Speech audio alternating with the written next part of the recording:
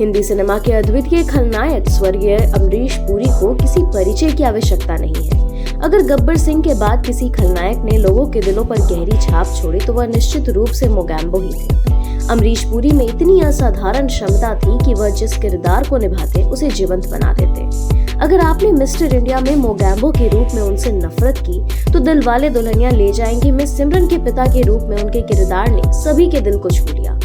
एक पिता, एक दोस्त और एक खलनायक की भूमिकाओं में उनकी सहजता ने उन्हें एक महान अभिनेता के रूप में स्थापित किया। अमरीश पुरी जैसे बहुमुखी कलाकार के बिना हिंदी सिनेमा अधूरा सा लगता है। उन्होंने अभिनय के क्षेत्र में ऐसा गहरा प्रभाव छोड़ा कि उनका नाम भारतीय सिनेमा की पहचान बन गया। 22 जून 1932 को पंजाब में जन्मे अमरीश पुरी के पिता का नाम लाला निहाल सिंह और माता का नाम वेद कौर था। उनके परिवार में 4 भाई बहन थे, जिनमें बड़े भाई चमन पुरी, मदन पुरी और बड़ी बहन चंद्रकांता के साथ छोटे भाई हरीश पुरी शामिल थे।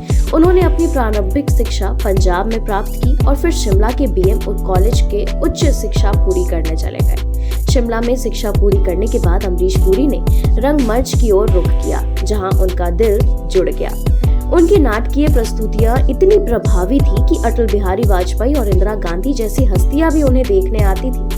1961 में पद्म विभूषण से सम्मानित रंगकर्मी अब्राहम अल-काजी से उनकी ऐतिहासिक मुलाकात ने उनके जीवन को एक नई दिशा दी और वे भारतीय रंगमंच के प्रमुख कलाकारों में गिने जाने लगे।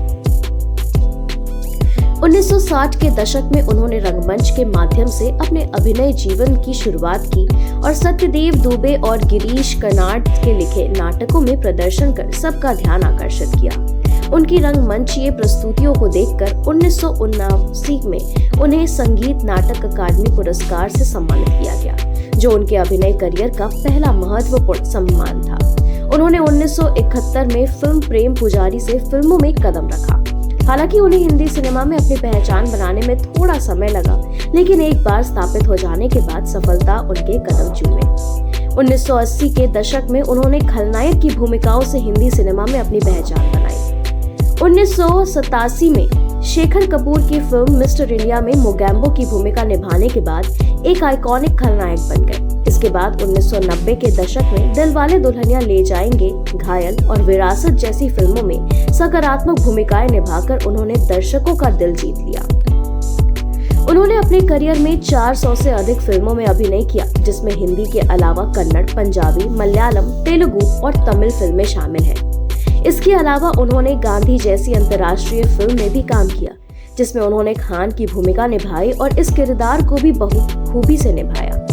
उनकी प्रमुख फिल्मों में निशांत, कूली, नगीना, राम लखन, त्रिदेव, फूल और कांटे, विश्वात्मा, दामिनी, करण अर्जुन, कोयला आदि शामिल हैं, जिन्हें देखने के लिए दर्शक हमेशा उत्सुक रहते थे।